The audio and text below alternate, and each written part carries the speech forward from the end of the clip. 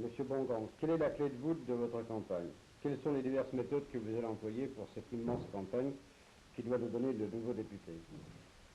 Eh bien, je crois que dans nos précédentes expériences, nous étions encore une agence de publicité et que nous avions construit des campagnes de publicité.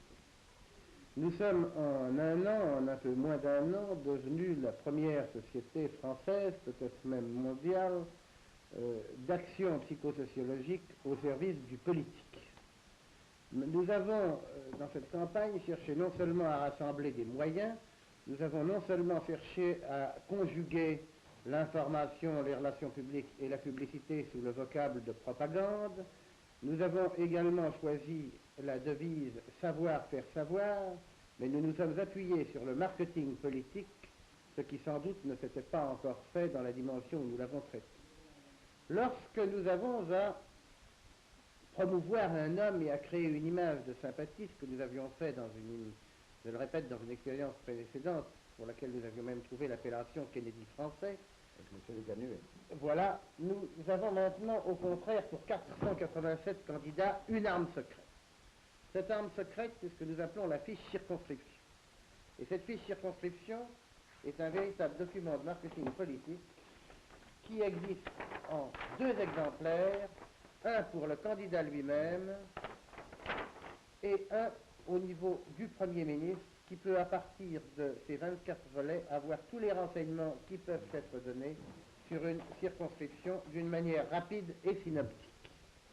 Ce document se situe à l'intérieur d'un autre document qui s'appelle le dossier du candidat. Le dossier du candidat est un gigantesque livre qui a presque la taille d'un annuaire du téléphone, et ce gigantesque livre comporte tous les sujets sur lesquels, au cours d'une campagne, il peut avoir à traiter. Le parlementaire ou le candidat peut être interrogé et peut avoir à traiter. C'est évidemment une innovation considérable. Le candidat ne part pas dans l'inconnu, mais part avec la meilleure définition de sa circonscription, avec la meilleure connaissance du terrain. Il doit donc, devant tous ses adversaires, être l'homme qui connaît le mieux le terrain.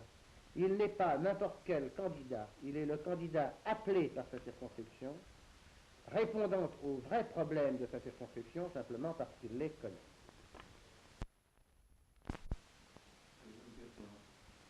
Cette méthode est-elle très différente de celle utilisée aux États-Unis?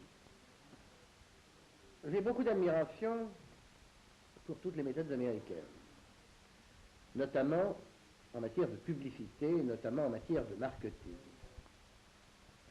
Toutefois, l'indexation psychologique est pour nous, Français, tellement importante dans le cas d'élections législatives que je crois que les Américains, qui pensent en plus grande dimension, ne s'étaient jamais penchés comme nous sur ce problème tel qu'il se pose à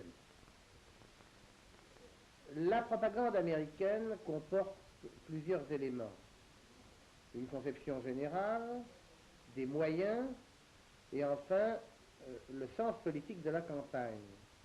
Les États-Unis sont arrivés à une plus grande simplification de leur vie politique, les démocrates et les républicains, alors qu'en France, nous sortons d'un kaléidoscope et d'une multiplicité d'appellations politiques et de divisions politiques, dont notamment actuellement la gauche française souffre encore d'une manière visible, puisqu'en face de la majorité, il n'y a que des oppositions.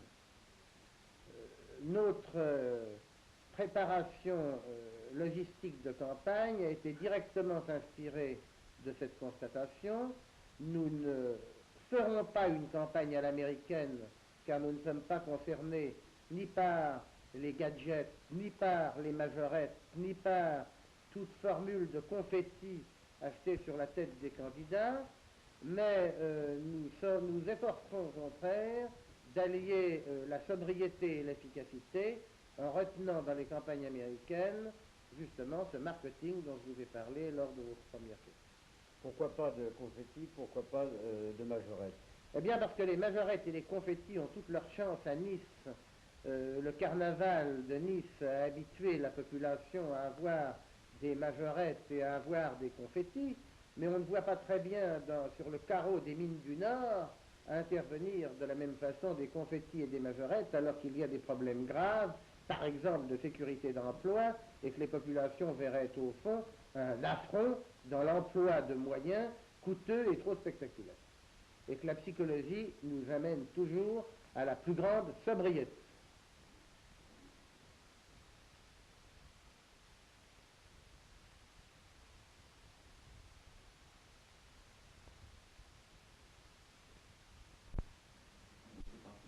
Monsieur Bongrand, pouvez-vous me donner un chiffre? Enfin, combien coûte cette campagne?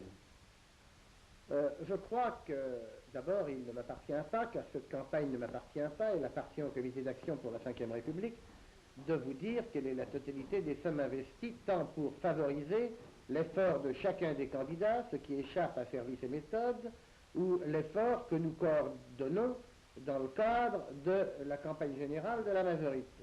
Vous dire ce que coûte une campagne d'affichage, tout le monde le sait, tout le monde sait qu'un affichage national réparti dans un pays coûte un certain prix, tout le monde sait quelle peut être la valeur d'un document comme celui que nous avons traité avec un certain personnel, et ceci pendant un certain nombre de mois. Tout le monde sait également que des conseils, ce qui est notre cas, sont forcément modérés dans les honoraires qu'ils demandent à leurs interlocuteurs politiques. Ce que je peux vous dire et qui vous intéressera beaucoup, c'est que j'ai acquis personnellement la certitude que cette campagne française pour les élections législatives, qui met en cause principalement 3 grandes formations, ne représentera pas dans l'ensemble des dépenses qui sont faites donc par tous les partis en présence, plus que ce qu'auront représenté les élections municipales italiennes à Rome pour une seule campagne municipale l'année dernière. Ces trois grands groupes, c'est l'UNR. Je crois que nous ne connaissons pas l'UNR, nous connaissons la Ve République, c'est-à-dire la majorité qui comporte un certain nombre de formations allant des républicains indépendants aux gaullistes de gauche, avec bien entendu l'UNR-UDT, noyau central le plus important, très majoritaire au sein de cette majorité. Et de l'autre côté, des oppositions très divisées, mais dans lesquelles il faut tout de même tenir compte pour respecter les points de vue français, tout au moins jusqu'aux prochaines législatives, d'une fédération qui a traité une alliance avec le Parti communiste, et d'autre part, d'un noyau, d'une frange centrale qui s'appelle le Centre démocrate.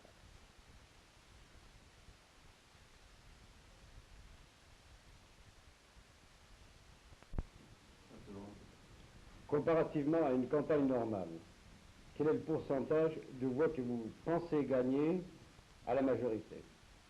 Alors là, je crois pouvoir vous répondre que la majorité avait en fait, avant cette consultation, 231 sièges pour l'UNR-UDT et 35 sièges pour les Républicains indépendants, à peu près 266 sièges, plus quelques affiliés. Savoir si nous serons à 266, à 240, à 290 ou à 310, nous avons titré l'un de nos journaux Objectif 301, cela ne veut pas dire grand-chose. Ce qu'il faut vous dire, c'est que nous avons la certitude que nous ne sommes dans cette opération campagne de propagande qu'un accélérateur d'opinion. On ne viole pas l'opinion publique. Il n'existe pas de viol des foules. La propagande qui a une chance d'être admise par le public, par l'opinion publique, ne peut être que la propagande appelée. Il y a, et nous avons fait des études sur l'information, il y a une information émise, il y a une information reçue. L'information reçue est en vérité l'information appelée. Dans le même esprit, on peut dire que la propagande reçue est la propagande appelée. Si donc nous avons 300 sièges aux prochaines élections législatives pour les candidats de la Ve République, c'est véritablement que l'opinion publique aura compris quelle était la valeur de cette organisation et son message. Si nous avons 260 sièges au lieu de 300, cela prouvera que le message a été moins bien perçu. Nous nous efforçons, cela va sans dire, de donner la meilleure formulation aux messages politiques qui nous sont confiés.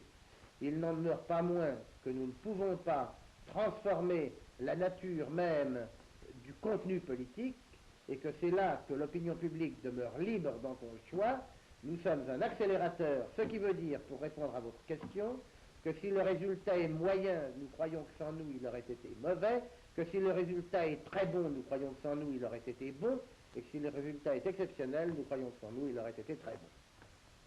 Monsieur Bongrand, merci. Je vous en prie.